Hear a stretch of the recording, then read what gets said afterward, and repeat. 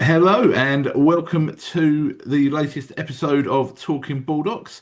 In fact, episode 25 this week, Matthew. 25. I've just Yeah, I've dropped my pen. Hang on. Okay. good start. Go. Yeah. So, yeah, well, I'm Neil Baldock, And I'm Matt Baldock. and let's get into Talking Baldocks. There we go. That was fairly seamless. That wasn't a bad start. We're getting better. Yeah. It Um, wasn't the worst. it wasn't the worst. So, we've been talking off camera about the value of human connection.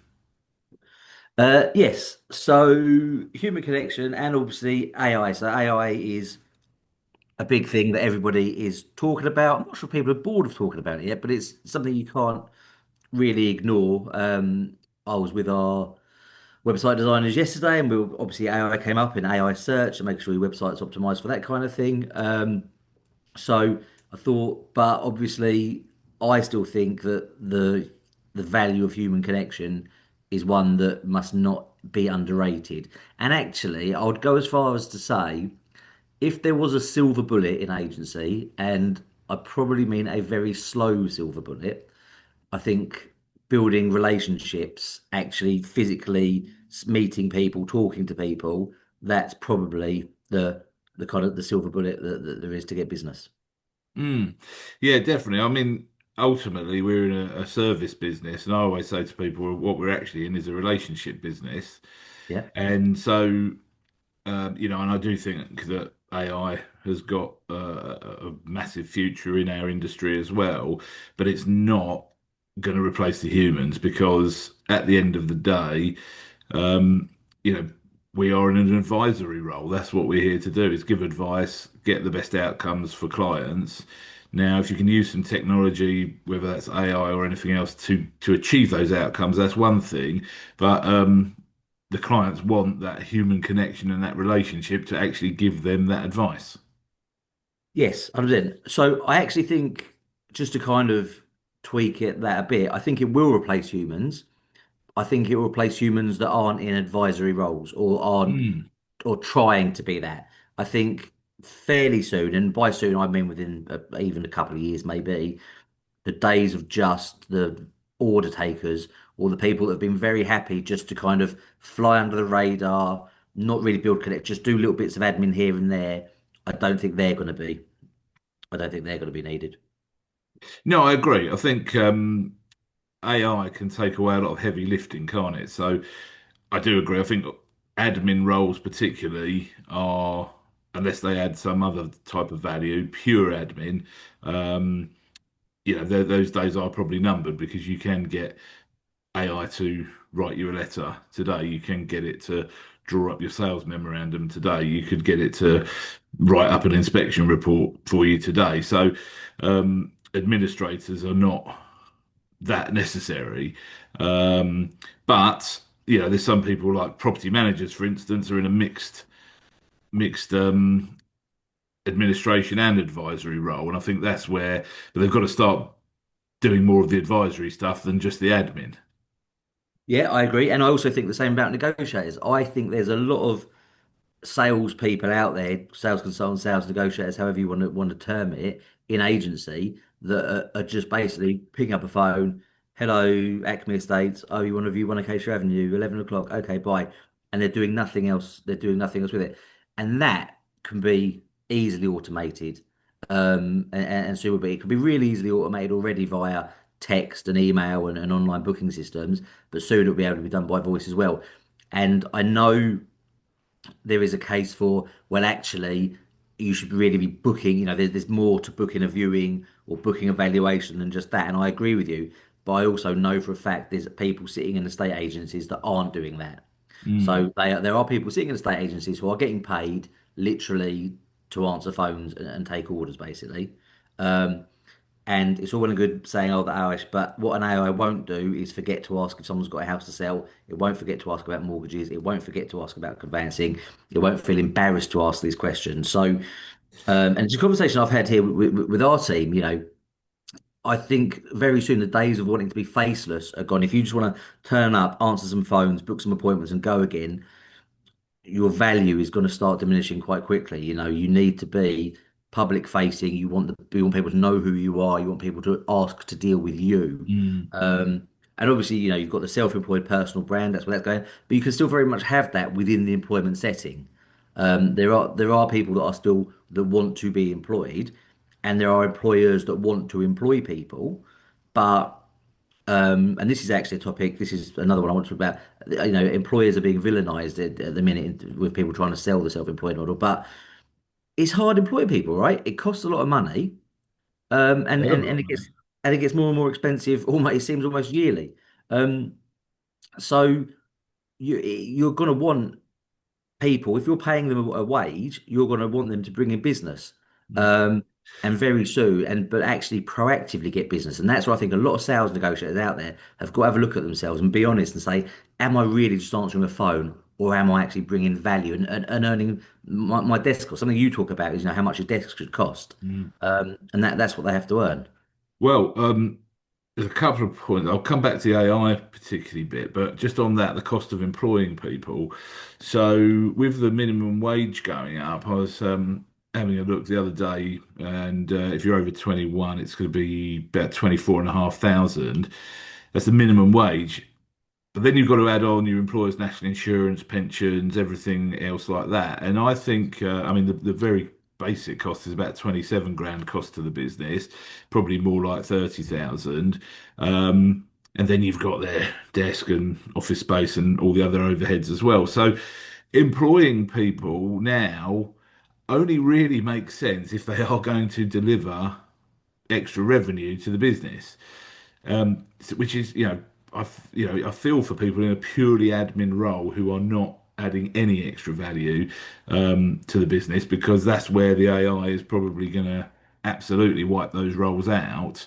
Because of course, if I can get something done for zero or for a software subscription rather than £30,000 and manage that person and all the rest of it, then frankly, why wouldn't I as a business owner? Um, Having said that, because I want to be very careful we don't categorize all admin people into, if you've got a really good PA or someone who's enables you to earn more income, then there's still a place for them. Do you know what I mean? So like, but I think admin people have got to be able to see, right, am I enabling someone else to do a lot more, or am I just pushing some paper around? Because pushing paper around is a thing of the past. Yeah, Um, the days of coasting are very soon to be over. yeah, yeah, 100%. So it was interesting this conversation's come up because I'd actually asked AI, I'd actually asked my chat GPT this morning to give me a breakdown of every single task it could see that can be done in an estate and letting agency business by AI. And I mean, it's a massive list. We won't go through them all because, but it was interesting how it categorized it. I thought was that it puts it really into four categories. One is AI only, so you can completely remove a human being. One is AI first, so this is a task that AI will do, but then it just needs a human to sign it off, have slight oversight of it. Um, AI assist, which is same amount of people but far more output. So we're talking about enabling our people to do far more work without them taking on the workload and burning out. And then the fourth one is human only. And if interestingly, it did put in brackets for now. So it obviously expects that as this moves on, there will be tasks that perhaps a human only can do right now, but in the future, maybe there might be an argument that an AI can do it. So yeah, really, it's kind of like those are the four things I think people have got to look at in their business is like, right, what tasks can we move into those different sections? And it's and there's two things. So, you said then about what it can enable for your current team setup to then do more work. And I would also argue to do better work.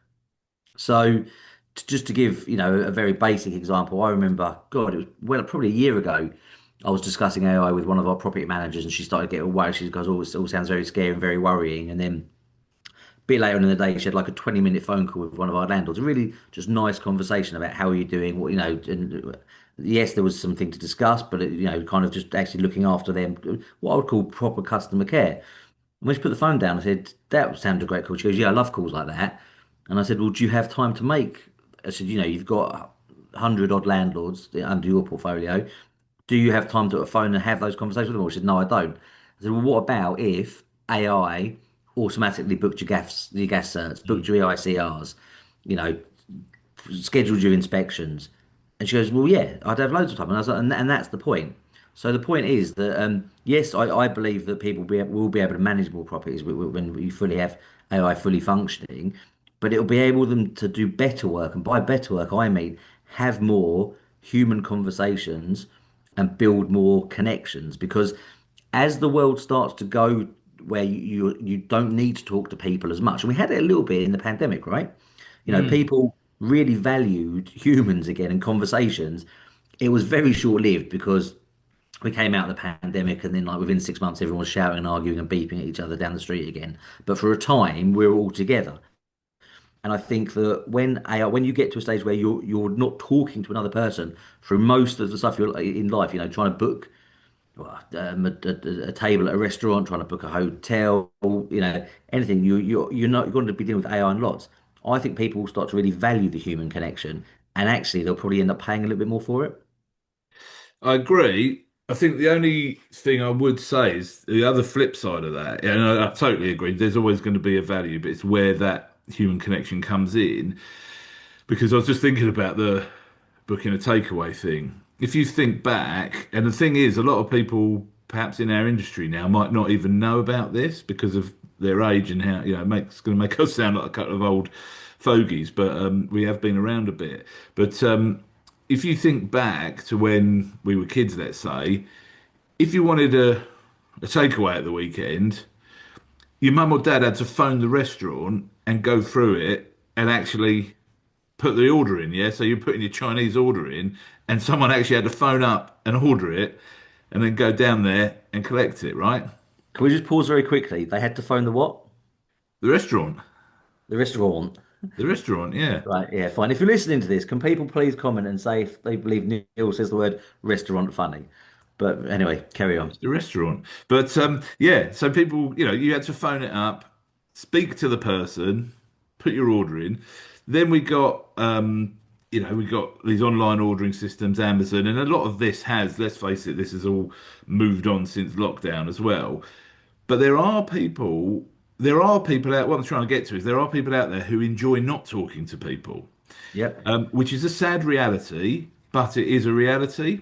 But there is, but you do then also have people that value the human connection and they do want that. But I do think there is, and so what we can't do is say everyone's always going to want to speak to a human because ultimately, as things move on, either there's a either people get used to it or people think, do you know what? I don't really like speaking to other people. I love speaking to an ordering system or whatever, and they go down that route, and you can't stop that because that's human choice. So yeah, I think what I'm saying is you've got to embrace it, and you can't always say, oh, well, everyone's always going to want to deal with a human because I don't think everyone always is. But where the human comes in is like adding that value because, let's face it, if you want to order something a bit out of the ordinary at your local Chinese these days, you've still got to make the phone call because otherwise the computer says no. Yeah, no, that is true. And I think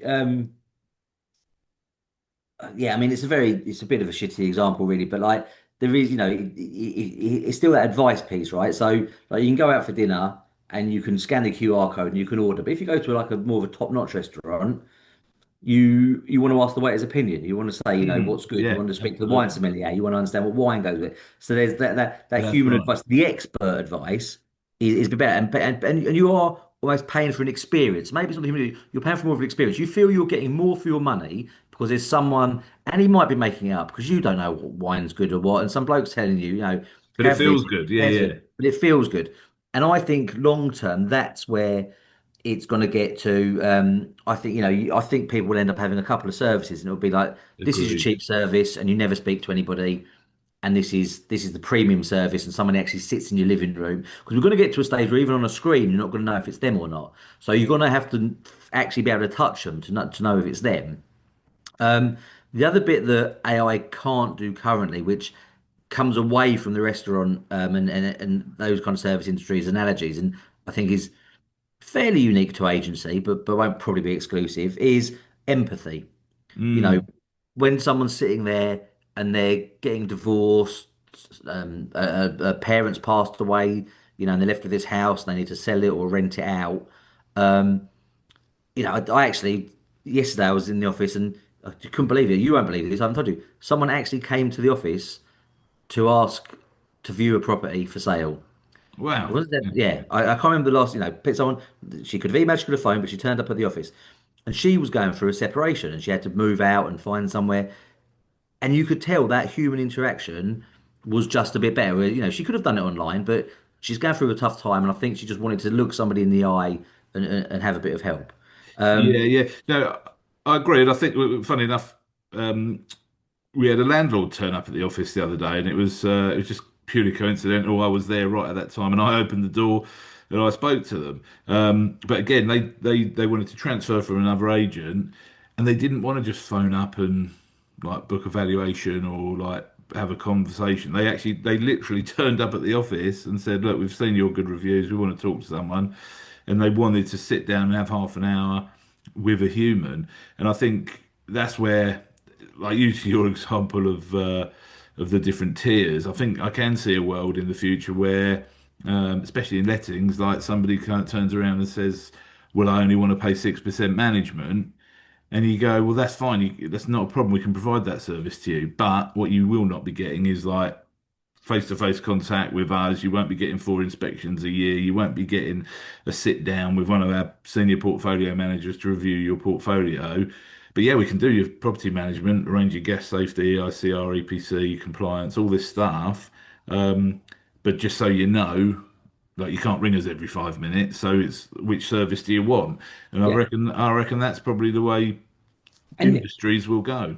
100%. And because at some point you will be able to make a cheap service profitable as long as the person acknowledges the service isn't going to be personal, profitable but not personal. Is how it's going to be. And then, as you say, you can have that the other tier there, and mate, a long time in the future, and probably before when we're not doing this anymore. You might be right because we keep looking at what the younger generations want, and we go to a lot of marketing seminars. We're told about this new generation. The difficulty I have with it is they're not buying houses. I'm learning about what 16-year-olds and 18-year-olds, they don't want to talk to anybody.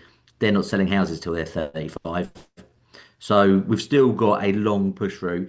And Mm. again, it's to everyone. We've got Freddie, my 17-year-old son, your nephew, works for us here on a Saturday.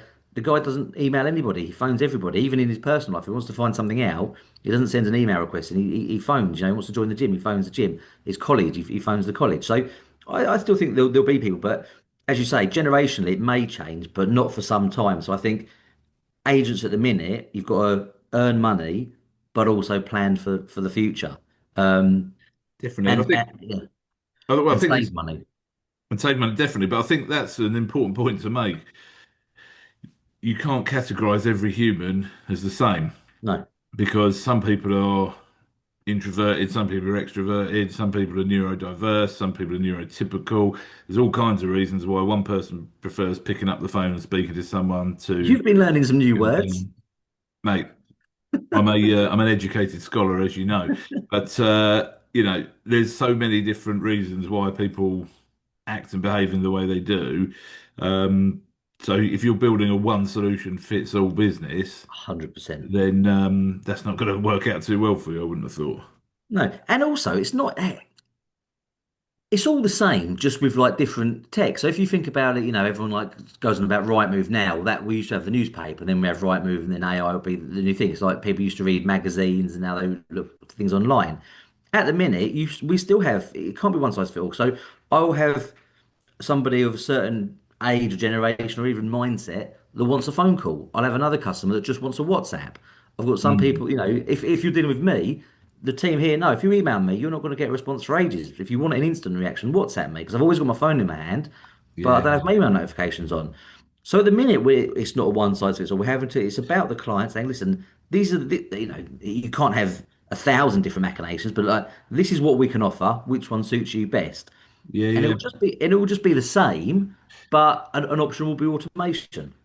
Yeah, yeah, because actually, it's also not always just about the person and how their brain works. It's just what's convenient to them at that time in their life. So if they're just a Yeah. really busy person, maybe a business owner, whatever else, or just like, they're really busy with their job or indeed their children or whatever the case is, they value the convenience of, yeah, just someone chucking them a WhatsApp so they don't have to keep answering the phone.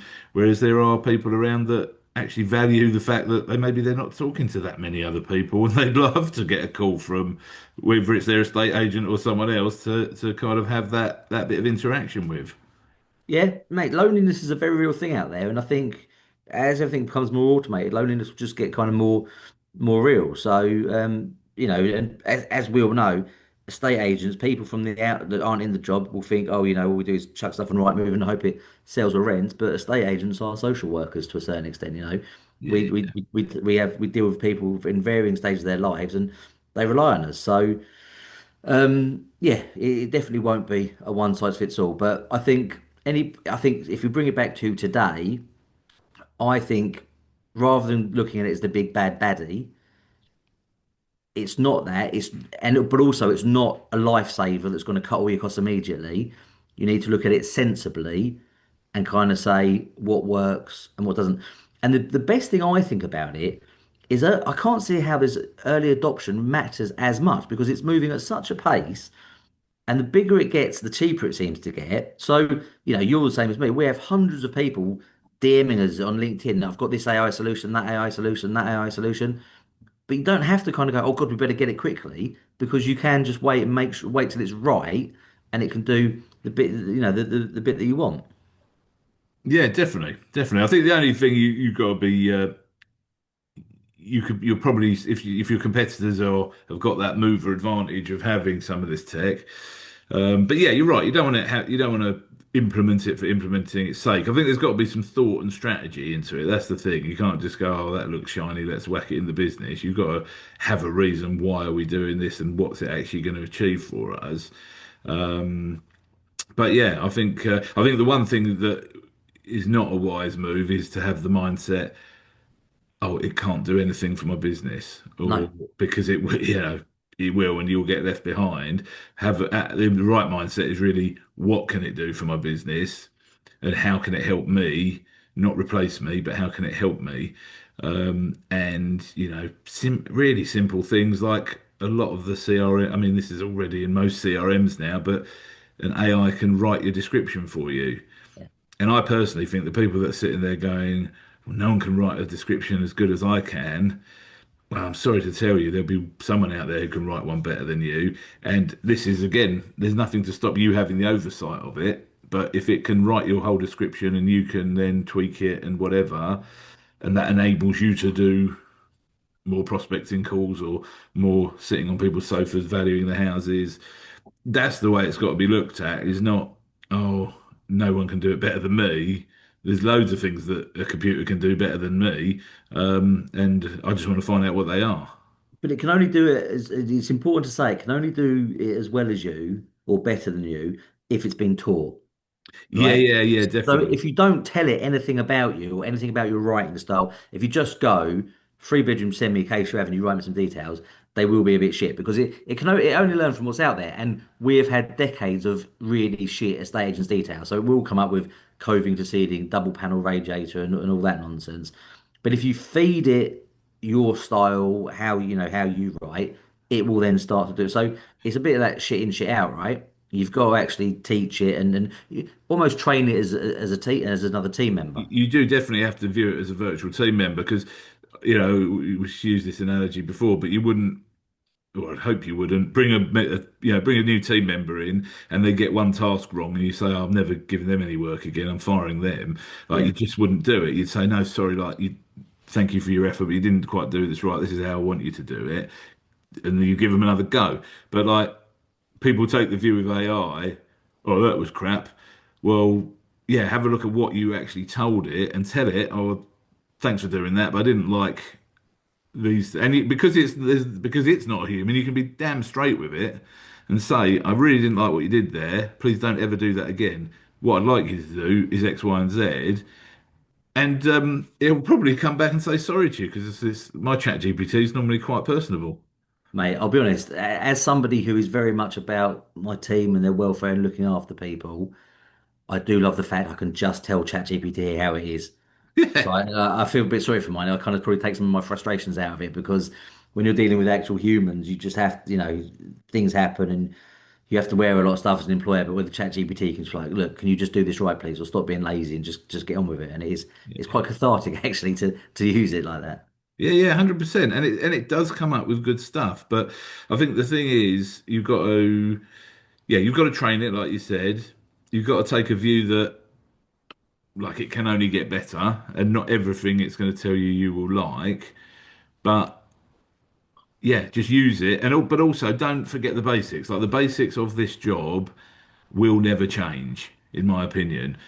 The basics of how we market to customers, the basics of how we interact with them in terms of there still needs to be some conversations at the right time.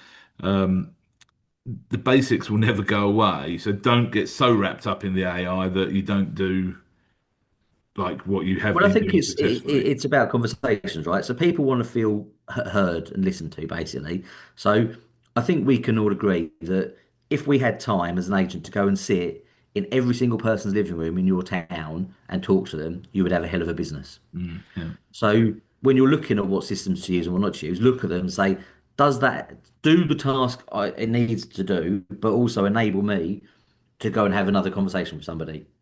You know, if my diary got so full that I was out of the office just having valuation conversations all day, could the office still run? Mm. Could these tasks and whatever task can be done, then do it there. So I think well, kind of to summarize an issue, but I think as an employer, I would be, yeah, not getting just drawn in all the shiny stuff, really, but not being afraid of it, as you say, looking at it and thinking, right, what can I do?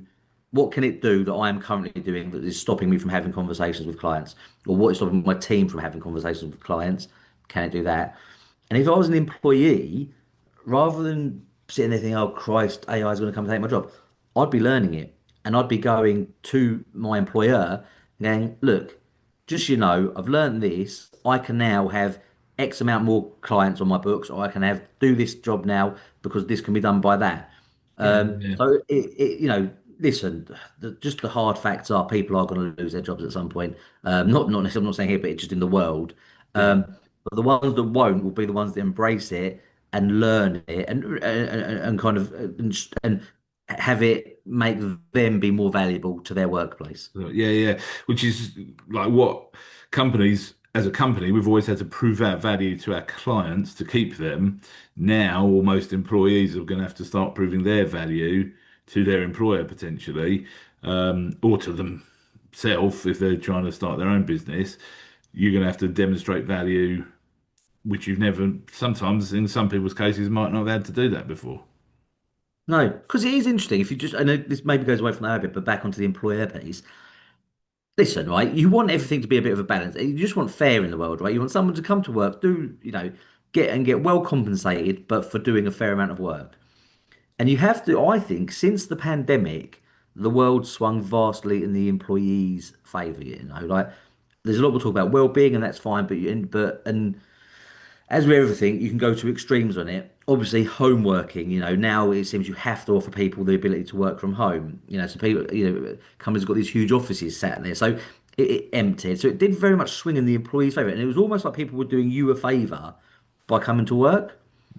And actually, with AI, it's going to even up a bit because a lot of employers don't get rid of people because they can't be asked to go through the hassle of recruiting, paying the recruitment fee, retraining, da da da. But actually, there's going to be some cases where they don't have to. And employers, it is important to know from an employee point of view, your employers getting beaten up left, right, and centre.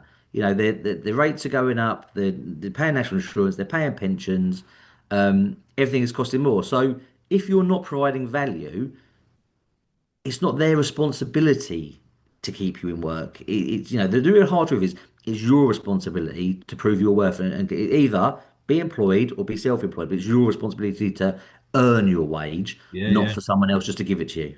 Yeah, 100%. Yeah, It's that work ethic, isn't it? And actually, that sort of puts an argument. I mean, well, it puts an argument into working for independent agents or yourself because it's the bigger organisations. I don't even just mean in agency. You know, you got to look at like these massive organisations with, like you say, thousands of square footage of head office buildings, local councils, all these type of huge organisations. As an employee there, you're a number. You don't get a personal relationship with the managing director or anyone at a senior decision-making level. Whereas actually, you might have an advantage working for some of the more independent, smaller firms where you actually, again, you have a personal relationship with the owner of the company or with the managing director because it's harder to get rid of people that you kind of really know, isn't it? Do you know what I Yeah, mean? of course. Yeah. Yeah, So yeah. No, no, that's an that makes sense. interesting thing that I just thought of as well. Yeah, very good. It's Thank amazing you. what comes up when you talk Bulldogs. Exactly, yeah. So yeah, we'll wrap that one up then, shall we? Yeah, I think so. So the summary is, I mean, AI is here, it's needed, it's useful, but it doesn't solve everything at the minute. And from an employee point of view, don't be scared of it, but do recognize you're going to get caught. If you're just trying to hide and be a bit lazy, you're going to get caught out. Yeah, Fair 100%. summary? Fair summary. Good stuff. Right. Well, in that note, then, I have been Matt Baldock. He's been, Neil Baldock. and that's been Talking Bulldogs. See you next time.